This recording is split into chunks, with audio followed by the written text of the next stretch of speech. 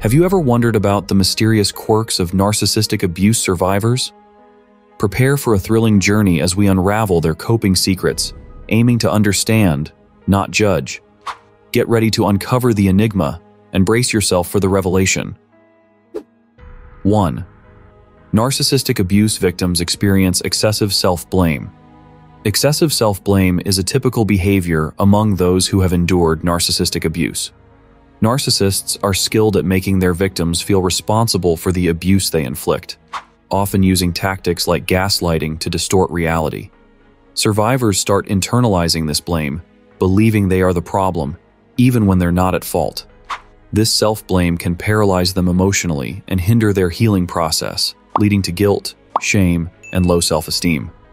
Breaking free from this cycle begins with recognizing that the blame lies with the narcissist, not the survivor.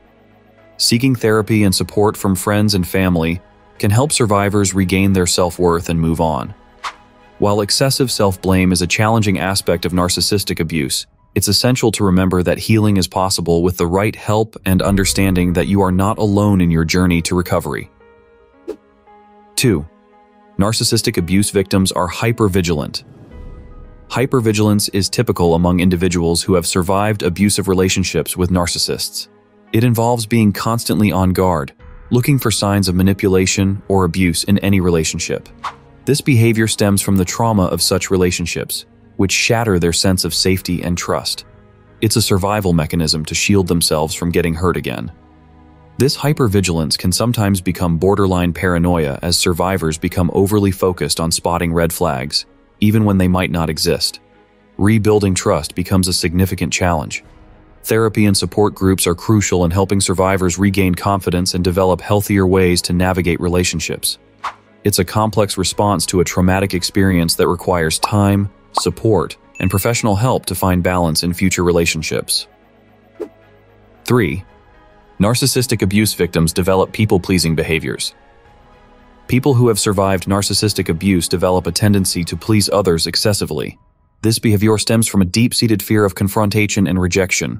Psychologist Abraham Maslow's theory suggests that this need to please is rooted in the desire for love and belonging, which may have been lacking during the abusive relationship. Additionally, the fear of rejection, as discussed by psychologist Albert Ellis, plays a significant role. Survivors may worry that if they don't constantly make others happy, they'll face rejection or criticism, similar to what they endured from the narcissist. While people-pleasing can serve as a survival mechanism, survivors need to strike a balance between caring for themselves and others to avoid neglecting their well-being. 4. Narcissistic abuse victims tend to self-isolate. Isolation is a typical response among survivors of narcissistic abuse. It often stems from the fear of not being believed or understood when sharing their experiences. This fear, coupled with emotional bonds with the abuser, self-blame, and emotional exhaustion, can lead survivors to withdraw from social circles to protect themselves. They may also suffer from a gradual erosion of self-esteem, making them feel unworthy of social connections. Isolation can serve as both a defense mechanism and a coping strategy for survivors. Breaking this cycle of isolation is crucial for healing from narcissistic abuse. Seeking support from therapists or support groups is essential, as it allows survivors to connect with empathetic individuals who can provide the understanding and validation they need. As psychologist Dr. Ramani Durvasula emphasizes, connecting with others is a significant step toward recovery. 5. Narcissistic abuse victims have boundary issues. Survivors of narcissistic abuse often grapple with boundary issues, which can manifest in peculiar ways. These individuals may let people walk over them or become excessively defensive when someone approaches their boundaries. This behavior stems from the psychological impact of enduring a narcissistic relationship. Psychologists like Dr. Christine Lewis de Canonville and Dr. Judith Orloff have studied this phenomenon. Survivors might allow others to overstep their boundaries because they've grown accustomed to such treatment, or they may react strongly to any perceived threat to their personal space due to a history of boundary violations. Hello, viewers! It might be astonishing, but currently, 80% of you haven't subscribed yet. If you're finding this informative video enjoyable, please consider subscribing and giving it a thumbs up. Your support goes a long way in helping us. Now let's proceed, shall we? 6. Narcissistic abuse victims experience chronic self-doubt. Chronic self-doubt often emerges as a consequence of narcissistic abuse. Dr. Ramani Durvasula emphasizes that narcissists use tactics such as gaslighting and relentless criticism to erode their victims' self-esteem and confidence. Survivors question their judgment and reality, seeking external validation to fill the void of self-doubt. This pervasive doubt can paralyze decision-making and hinder personal growth. To recover from chronic self-doubt, therapy and support groups are vital. Dr. Judith Orloff suggests survivors must rebuild self-esteem and trust in their judgment. Learning self-compassion and surrounding oneself with validating individuals can help counteract the damaging effects of narcissistic abuse. 7. Narcissistic abuse victims tend to apologize compulsively. Compulsive apologizing in survivors of narcissistic abuse is a behavior that experts believe serves as a defense mechanism. It emerges from the dynamics of abusive relationships where victims continue to take responsibility for the narcissist's actions or emotions. This habit helps survivors avoid conflict with the narcissist and maintain a fragile sense of peace.